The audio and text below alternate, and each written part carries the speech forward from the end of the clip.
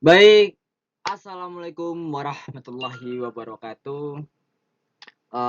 Sebelumnya perkenalkan nama saya Raditya Mahardika. Saya berasal dari Universitas Islam Negeri UIN Sunan Kalijaga. Ya, Universitas Islam Negeri UIN Sunan Kalijaga Yogyakarta. Saya dari Fakultas Ekonomi dan Bisnis Islam atau biasa dikenal FEB lah. Cuman ini nambah I ya. FEBI. Jadi kita biasanya betul FEBI. Jadi di sini tuh saya untuk memenuhkan tugas dari dosen saya, yaitu untuk tugas pertengahan semester UTS, ujian tengah semester.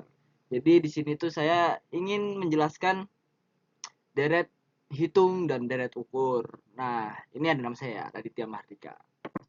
Jadi apa itu deret? Deret itu sebuah rangkaian bilangan yang tersusun secara teratur dan memenuhi kaidah-kaidah tertentu. Jadi deret, ya, deret itu kayak deret kayak sebuah susunan gitu loh. Jadi bilangan-bilangan yang merupakan unsur dan pembentuk sebuah deret dinamakan suku. Jadi kan berderet dia. Nah, berderet itu bersuku-suku. Nah, keteraturan rangkaian bilangan yang membentuk deret terlihat pada pola perubahannya. Jadi kayak biasa deret itu pola perubahannya tuh pasti tetap gitu. Ya, mungkin di nanti ada beberapa penjelasannya. Misalnya deret hitung. Deret hitung tetapnya itu dia konsisten, bertambahnya 2 2 2 itu dinamakan deret hitung. Dan kalau misalnya pertambahannya nggak konsisten, misalnya uh, pertamanya itu 5 tiba-tiba 10. Nah, itu tuh biasanya deret uh, apa? Bisa perkalian, deret perkalian atau kita sebut deret ukur.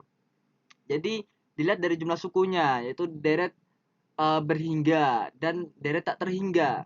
Dilihat dari pola perubahannya, deret hitung dan deret ukur dan deret harmoni. Mungkin yang hanya kita bahas di sini cuman sekedar deret hitung dan deret ukur. Misalnya contohnya ini 1 3 5 7 9 11 dan seterusnya. Di situ pembedanya 2. Nah, di sini itu termasuk deret hitung. Nah, tadi seperti saya jelaskan, deret seperti saya jelaskan ya. Set. Nah, deret yang perubahan sukunya berdasarkan penjumlahan terhadap sebuah bilangan tertentu. Contoh, 1 6 11 16 21 26 dan seterusnya itu pembeda itu 5.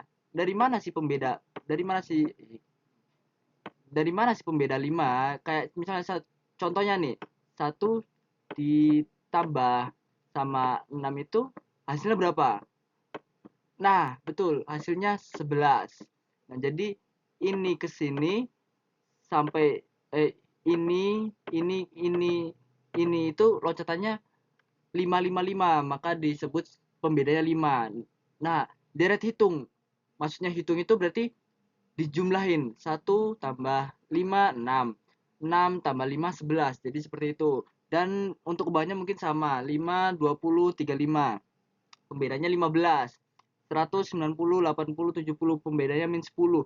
Kok min 10? Ya soalnya ini mundur, Bro. Kalau maju dia positif, kalau mundur dia negatif. Maksudnya mundur itu dikurangin, ya kan? Ini negatif berarti dikurangin 10. Nah, kurang lebih seperti itu deret hitung.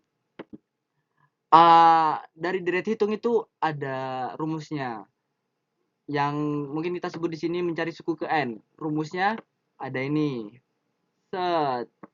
SN. Apa SN? Apa itu S? Jadi S itu adalah suku, N ke. Jadi SN suku ke berapa gitu loh. Misalnya suku ke berapa SN, berarti N ini bisa bisa nanti perumpamannya ada S1, S2, S3. Contoh kita main ML, ada S1, S2, S3.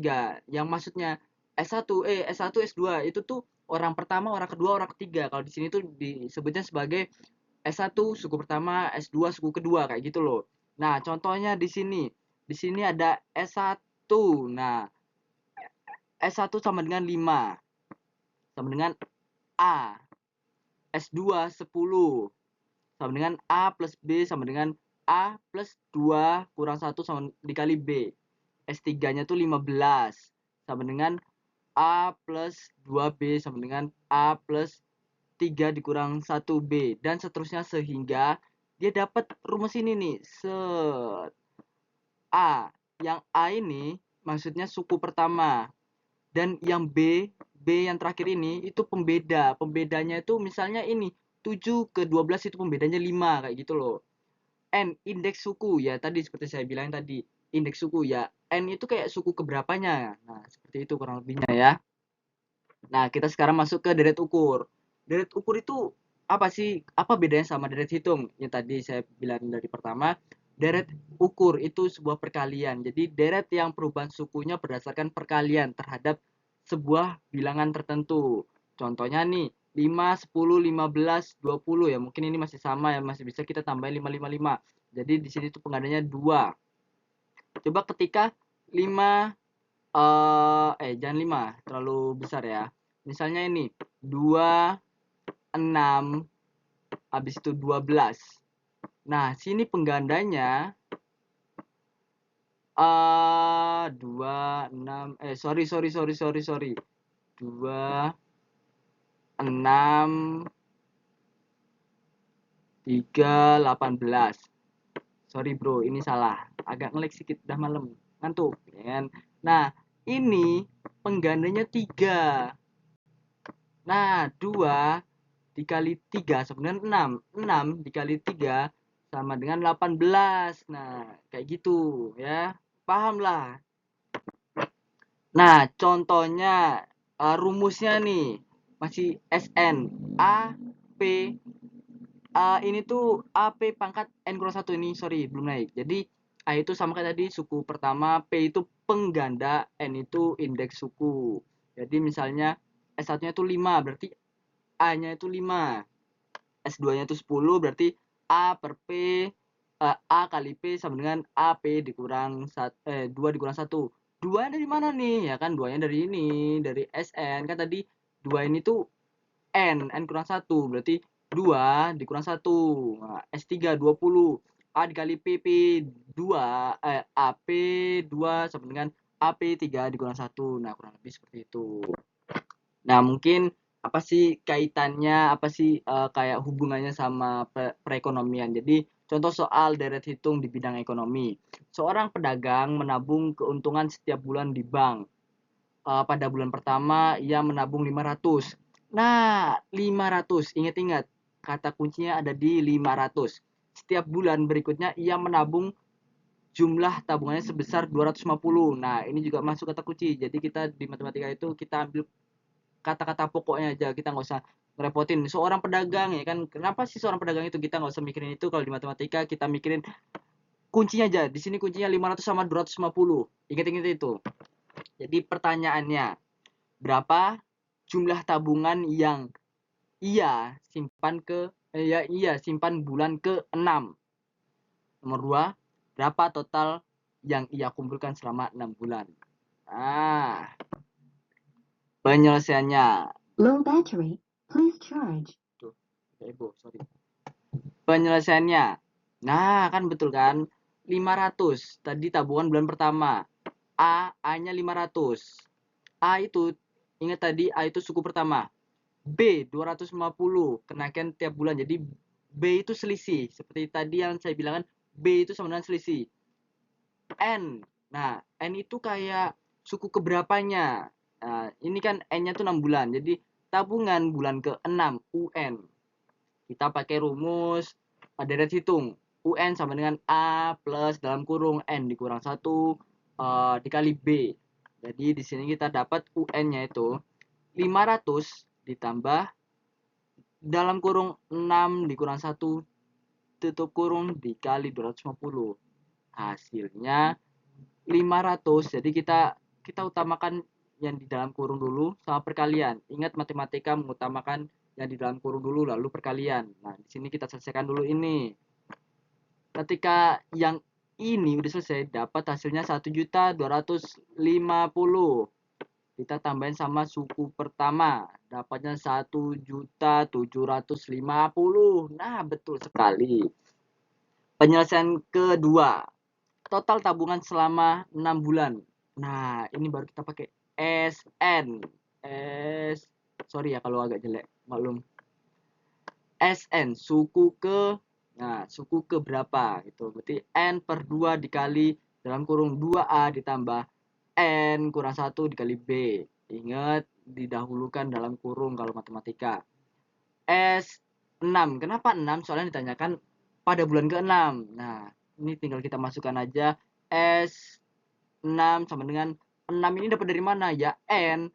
Yang ditanya N, suku ke berapa ini? Nah, nih, set. Nah, berarti kalau di sini 6, otomatis di sini juga 6. Per 2. 2 tuh dapat dari mana? 2 tuh sudah ketetapan. 2 dikali dalam kurung 2 dikali 500. Kok 500 Mas Bro ya kan? 500 kan A, tadi sudah saya bilangin A itu suku pertama. Nah, jadinya karena suku pertama tadi 500, 500 ya. Jadi kita masukin 500 ditambah dalam kurung 6 dikurang 1. Kok dapatnya 6? Nah, ini N ini. Ini N. Jadi ini kita samain pada yang pertama suku keberapanya, yaitu suku ke-6. Jadi kita masukin 6. Nah, dikurang 1. Kenapa 1? Ya udah ketetapan. B itu selisihnya. Tadi kan udah saya bilangin kata kuncinya tuh cuman di 500 sama 250. Udah, ingat-ingat itu aja. Jadi selisihnya tuh 250. Nah, tinggal kita jumlahin aja. S6 sama dengan 3. Kok 3 ya? Udah diiniin kan, udah dibagi kan ini. Nah, jadi 3 dikali. Nah, ingat dalam kurung dulu. 2 dikali 500 dapatnya 1 juta. Ditambah 1.250.000. Ini kan hasilnya 5. 5 dikali 250 1.250 sama dengan, ya udah, ini kita jumlahin dapatnya 2.250 dikaliin sama yang di depan dapatnya 3. Nah, 3 dikali 2.250 hasilnya 6.750. Nah, mungkin dari pertanyaan tadi dapat kita simpulkan tabungan bulan ke-6-nya tabungan bulan ke-6-nya itu 1.750. Nah, total pedagang tadi menabung selama 6 bulan itu 6.750. Nah, mungkin contoh soalnya cuma seperti ini, mungkin masih ada yang kurang paham atau masih ada yang bingung, bisa tanya di kolom komentar. Jadi jangan malu-malu bertanya. Ingat kata pepatah, malu-malu bertanya sesatlah di jalan. Nah, betul sekali. Mungkin sudah di penghujung, saya mengucapkan terima kasih. Bantu doa, semoga nilai UTS saya bagus. Terima kasih buat doa-doa teman-teman semuanya. Di subscribe, dibantu. Oke, baik. Assalamualaikum warahmatullahi wabarakatuh. Terima kasih. Sekian, terima gaji.